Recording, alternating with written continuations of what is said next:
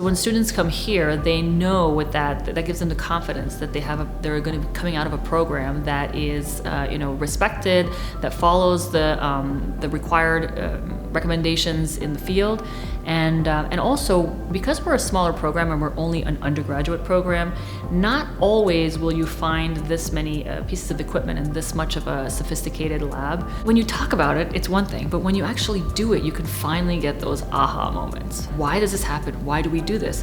What happens when we're actually jumping? Like, what happens inside your muscles? What happens when we're on the treadmill and you have the mask on? What is going on, and how does that translate to health, and how does that translate to performance? Now, athletic training since 2020 requires a master's degree in order to sit for the licensure. And so exercise science lends itself really well as an undergraduate program, as a stepping stone for that. And then we also have the performance track, which is really more students who are interested specifically in just that performance.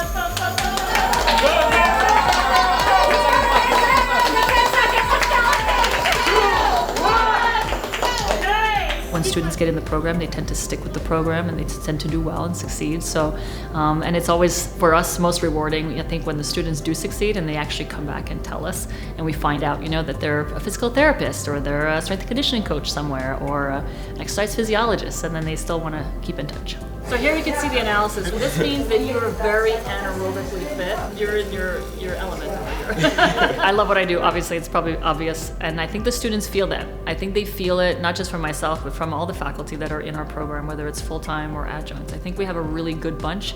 And I think everyone is really focused or dedicated to the students.